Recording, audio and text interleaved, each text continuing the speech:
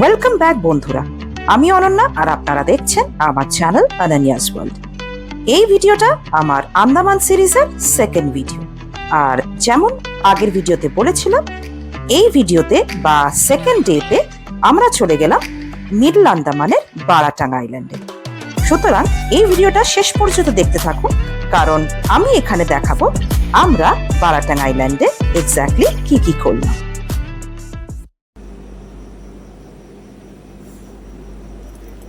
Good morning. আজকে 20 April আর এখন ঘড়িতে বাজে ঠিক ভোর রাত্রি 3টে। হয়তো আপনারা অবাক হবেন যে এত সকালে উঠে আমি কি করছি। আজকে আমরা যাব হচ্ছে বারাটাং আইল্যান্ড, যেটা হচ্ছে মিডল আন্দামান। তো সেটা যেতে পোর্ট ব্লেয়ার থেকে প্রায় 100 কিলোমিটার পথ অতিক্রম করতে হয়, এবং এই সেই জায়গা যেটা আমরা জারোয়া এরিয়ার মধ্যে দিয়ে যাব। তো সেখানে যদিও ফটোগ্রাফি ভিডিওগ্রাফি অ্যালাউড নয়, আর আরও কিছু ইন্টারেস্টিং ফ্যাক্ট আছে যেগুলো আপনাদেরকে বলে দেখা ভালো। সেটা হচ্ছে 1 নম্বর, এখান থেকে আমরা একটা পয়েন্টে যাব, ফার্স্ট চেকপোস্ট। সেখান থেকে কনভয়ের মাধ্যমে আমরা কিন্তু ওই বাকি 50 কিলোমিটার এরিয়াটা কভার করব। ফার্স্ট চেকপোস্টটা হচ্ছে এখান থেকে 50 কিলোমিটার দূরে। তো ওখানে চেকপোস্টে ওয়াশরুম বগেরা আছে, যারা চাইলে ইউজ করতে পারেন। তবে আগে বেরোনোর কারণ এটাই যে যত আগে যাবেন কনভয়েতে লাইনে তত আগে জায়গা পাবেন, এবং বাকি 50 কিলোমিটারও আমরা ওই জারোয়া এরিয়ার মধ্যে দিয়ে কনভয়ের মাধ্যমে যাব। দিয়ে আবার যে নেক্সট পয়েন্টে পৌঁছবো, সেখান থেকে আমরা ভেসেলের মাধ্যমে চলে যাব বারাটাং আইল্যান্ড, এবং তারপরে সেখান থেকে একটা স্পিড বোটে করে চলে যাব বারাটাং আইল্যান্ডের যে সাইট সিইং স্পট, সেটা হলো লাইমস্টোন কেভ। সেইখানে আমাদের ফাইনাল ডেস্টিনেশন হবে। তো পুরো রাস্তাটাই তো আপনাদেরকে দেখাবো, খালি ওই জারোয়ার এরিয়াটা দেখাতে পারবো না। সঙ্গে থাকুন আর দেখতে থাকুন এই ভিডিওটা শেষ পর্যন্ত।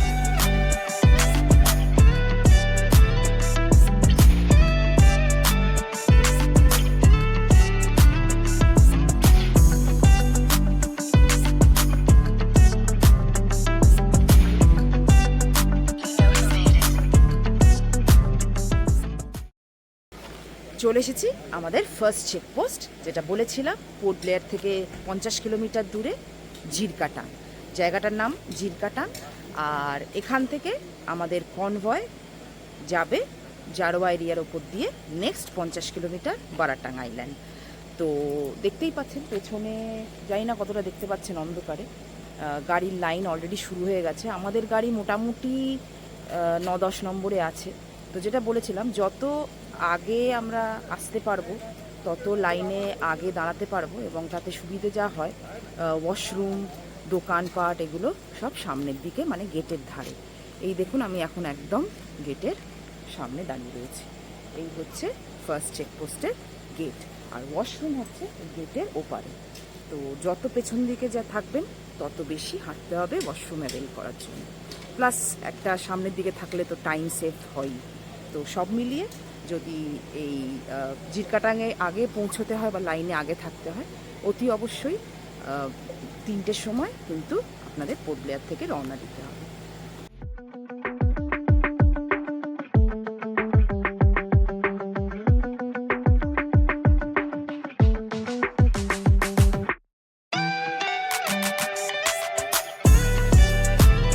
জিরকাটাঙে অপেক্ষা করতে করতে কখন যেন ভোর হয়ে গেল, আর আমাদের এক্সাইটমেন্ট আরো বেশি তুঙ্গে উঠে গেল, কারণ চেকপোস্ট বা চেকপোস্টের গেট খোলার সময় আস্তে আস্তে কাছে চলে আসছিল।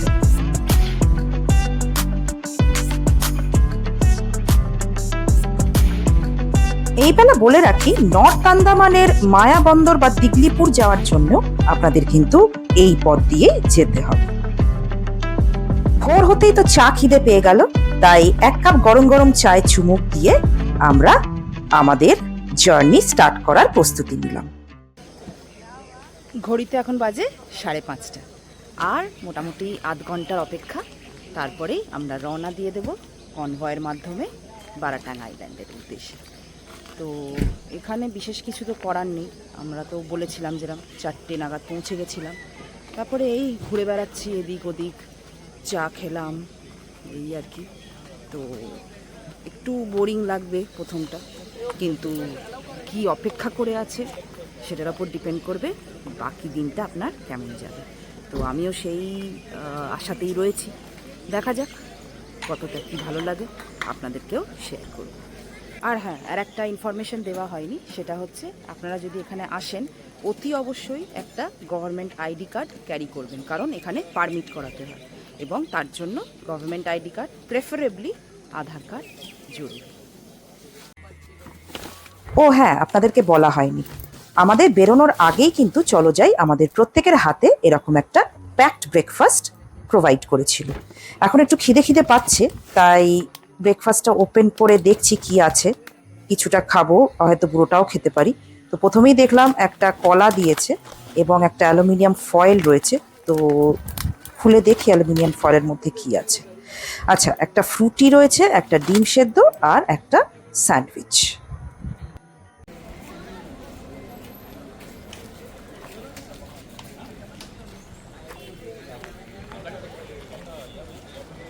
ঘড়িতে এখন বাজে প্রায় 8টা বাজে 10। আমরা পৌঁছে গেছি মিডল স্ট্রিট, মানে এইখান থেকে আমরা ধরে নেব ভেসেল, যেটা আমি আগে বলেছিলাম। পুরো জারোয়া রিজার্ভ ফরেস্টের ভেতর দিয়ে আমরা এলাম এবং লাকিলি জারোয়াও দেখতে পেয়েছি, তবে আপনাদের তো দেখাতে পারবো না, কারণ বললাম যে ফটোগ্রাফি ভিডিওগ্রাফি অ্যালাউড নয়। তো আপাতত এখন যেটা করব সেটা হচ্ছে এখান থেকে ভেসেলে উঠে আমরা উপারে যাব, কিন্তু আমাদের বাস এখানেই থাকবে। আর তারপরে ভেসেল থেকে ওই পারে নেমে তারপরে আবার স্পিড বোটে করে যেতে হয়, যেটা বললাম লাইমস্টোন কেভ। আপনাদের তো দেখাবই, সঙ্গে থাকুন।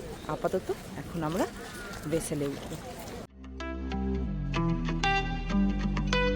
5-10 মিনিটের মধ্যেই আমাদের ভেসেল এসে গেল এবং আমরা তাড়াতাড়ি ভেসেলে উঠে পড়লাম। আর যেরকম ভেসেল হয়, এই ভেসেলগুলোতে নট অনলি মানুষ ট্রাভেল করে, বাট ছোটখাটো গাড়িও ট্রাভেল করে। তো তেমনই একটা ছোট ম্যাটাডোর আমাদের সাথে এই ভেসেলে উঠে পড়লো এবং কিছুক্ষণের মধ্যেই আমাদের ভেসেল ছেড়ে দিল from Middle Strait to Baratang island.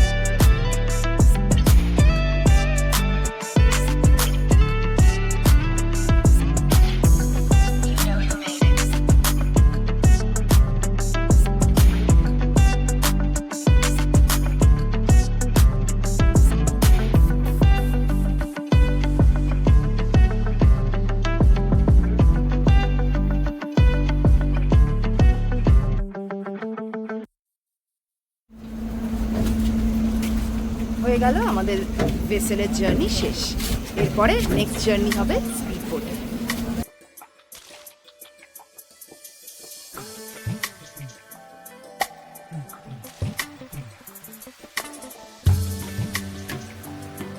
Vessel থেকে নেমেই দেখতে পেলাম বারাটাং বের আর একটা সাইড থেকে ছাড়ছে স্পিড বোট।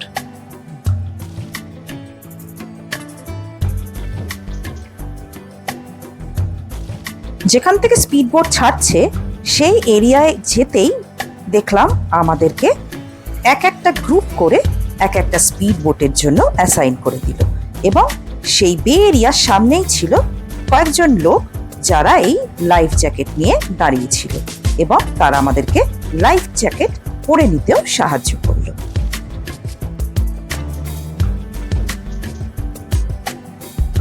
সবার লাইফ জ্যাকেট পরা হয়ে গেলে আমরা ধীরে ধীরে রওনা দিয়ে দিলাম আমাদের নির্ধারিত স্পিড বোটের উদ্দেশ্যে। নেমে পড়েছি জেটিতে। এরপরে আমাদের নেক্সট ডেস্টিনেশন হবে স্পিড বোটে করে লাইমস্টোন কেভ।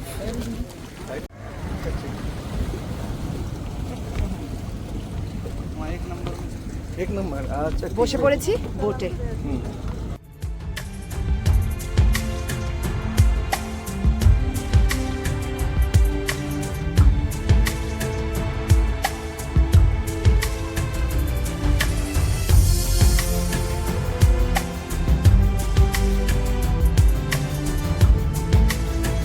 আপনারা যারা সুন্দরবন ভ্রমণ করেছেন তাদের এই বোট জার্নিটা দেখে মনে হবে যেন একেবারে সুন্দরবনের ম্যানগ্রোভ ফরেস্টের মধ্যে দিয়ে আমরা ছুটে চলেছি। কারণ এখানেও দুদিকে রয়েছে ঘন জঙ্গল, মানে স্পেসিফিক্যালি ম্যানগ্রোভের জঙ্গল। এবং আমরা এরকমই একটা খাঁড়ি দিয়ে ঢুকে পড়লাম আমাদের লাইমস্টোন কেভের উদ্দেশ্যে। কিছুক্ষণ এই খাঁড়ি দিয়ে যাওয়ার পরেই দেখতে পেলাম একটা ছোট্ট কাঠের জেটির পাশে সব স্পিড বোটগুলো অ্যাসেম্বল করেছে। বুঝতেই পারলাম আমাদের ডেস্টিনেশন এসে গেছে এবং আমরা চটপট বোট থেকে সেই জেটিতে উঠে পড়লাম।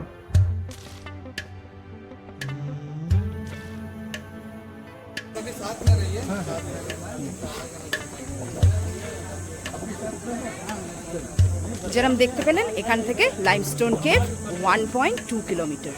এই 1.2 কিলোমিটারটা কিন্তু আমাদেরকে হেঁটে যেতে হবে।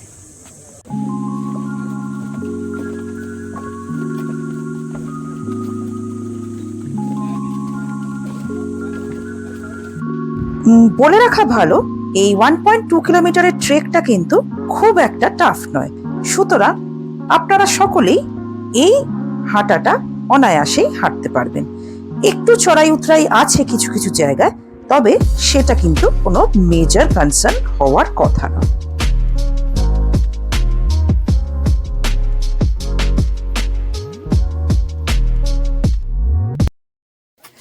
शॉर्टकट आने से ये रास्ता। ফাইনালি চলে এসেছি লাইমস্টোন কেভের সামনে। চলুন ভেতরে যাওয়া যাক।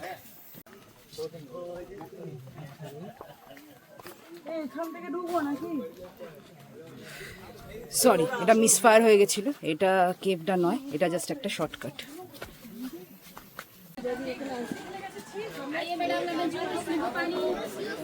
ফাইনালি এবারে চলে এসেছি কেভের সামনে। এখানে প্রচুর নিম্বু পানির দোকান রয়েছে, তো আগে কেভটা দেখে আসি, তারপরে নিম্বু পানি খাবো।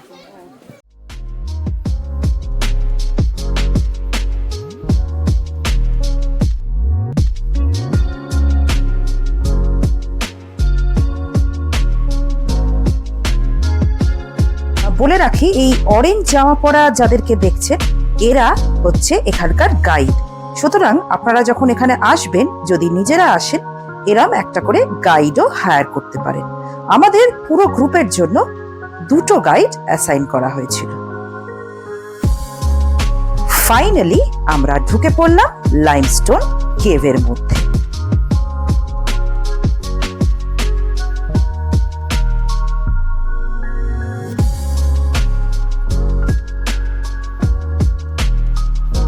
গাইডরা আমাদের বলল যে এই ন্যাচারালি ফর্মড লাইমস্টোন কেভে এরকম বিভিন্ন লাইমস্টোন ফর্মেশন আছে, যা কোনো দেবদেবী বা কোনো অবজেক্টের আকারে, যেমন এই ফর্মেশনটা শাঁখের আকারের। কিছু দূর যাওয়ার পরেই দেখলাম কেভের এন্ড এসে গেছে, তাই বুঝলাম কেভটা কিন্তু বিশেষ বড় নয় এবং এই কেভের এন্ট্রি আর এক্সিট পয়েন্ট কিন্তু একটাই। তার মানে হচ্ছে আপনি যে এন্ট্রি দিয়ে বা যে জায়গা দিয়ে ঢুকবেন সেইখান দিয়েই আপনাকে আবার ঘুরে বেরোতে হবে। বেরোনোর সময় এরকম দেওয়ালে একটা অদ্ভুত ইনসেক্ট দেখতে পেলাম, যাই হোক কি সেটা আমি জানি না। তারপরে আমরা ধীরে ধীরে কেভ থেকে বেরিয়ে গেলাম। হয়ে গেল লাইমস্টোন কেভ দেখা। এরপরে একটু ড্রিঙ্কস ব্রেক। তো যেরকম বললাম, ওখানে নিম্বু পানি পাওয়া যাচ্ছে, তো একটু খাই। প্রচুর হাঁটতে হয়েছে, প্রচণ্ড গরম, আর আমি এমনি একটু বেশি আমার গরম লাগে। প্রচণ্ড টায়ার্ড হয়ে গেছি, এক্সস্টেড হয়ে গেছি, তাই একটা তো নিম্বু পানি বানতে হয়।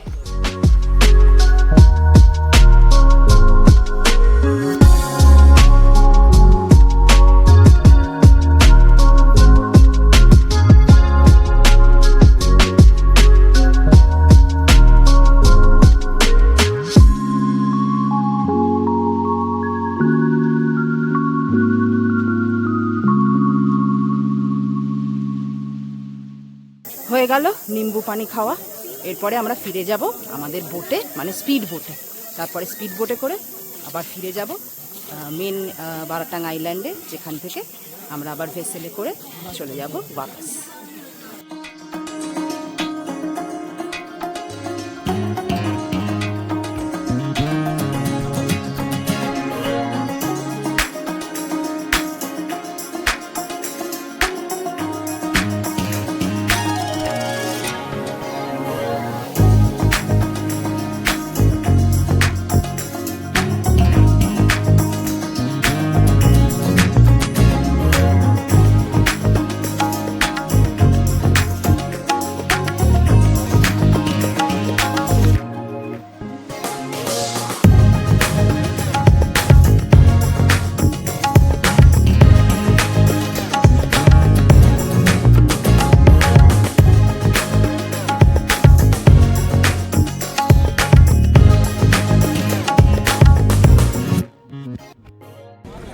হয়ে গেল, আমরা আবার ফিরে এলাম বারাটাং আইল্যান্ডে স্পিড বোটে করে।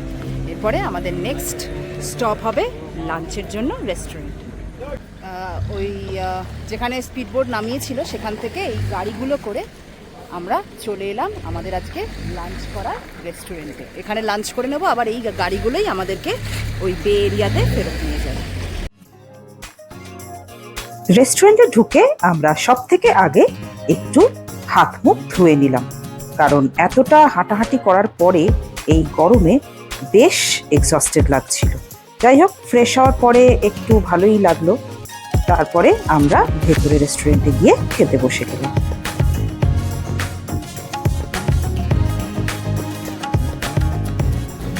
হয়ে গেল আমাদের লাঞ্চ। লাঞ্চে ছিল ডাল ভাত, 3 রকম সবজি, শাঁস, মিষ্টি আর একটা সি ফিশ, যেটা খেতে খুব ভালো ছিল। তো এবারে আমরা আবার এই গাড়ি করে, যে গাড়ি করে এসেছিলাম সেই গাড়ি করে ফিরে যাব বে এরিয়াতে। ওখান থেকে আবার ভেসেল ধরে চলে যাব অপোজিট সাইডে, যেখান থেকে আমাদের বাস আমাদেরকে আবার ফেরত নিয়ে যাবে পোর্ট ব্লেয়ার।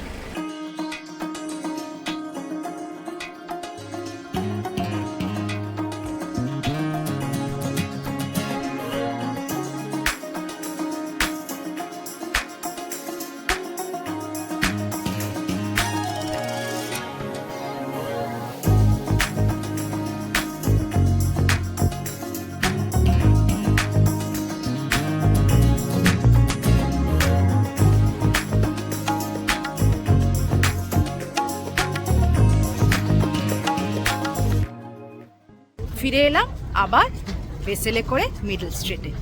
এবারে আমাদের নেক্সট হচ্ছে বাস ধরে পোর্ট ব্লেয়ার ফেরার পালা। সঙ্গে থাকুন, এরপরে আমরা বাসে উঠে পড়ব। অনেকক্ষণ বাদে একটু এসির হাওয়া পাবো। সবাই বাসে উঠে পড়েছি। ঠিক 12:30 বাজলেই এখান থেকে ছেড়ে দেবে আর আমরা রওনা দিয়ে দেবো পোর্ট ব্লেয়ার। ব্যাস, আজকের মতো জার্নি এখানেই শেষ হবে। আমরা পোর্ট ব্লেয়ারে ফিরে একটু রেস্ট নিয়ে সন্ধেবেলা চাউমিন দিয়ে ইভিনিং স্ন্যাক্স করে এবং রাতে তাড়াতাড়ি ডিনার করে সবাই শুয়ে পড়লাম, কারণ আমরা সবাই বেশ টায়ার্ড ছিলাম। তো চলুন বন্ধুরা, আমার এই দ্বিতীয় এপিসোড এখানেই শেষ করব। আবার দেখা হবে তৃতীয় এপিসোডে, যেখানে আমি আপনাদেরকে নিয়ে যাব Havelock island. So till then, take care, stay happy, stay safe. Bye-bye.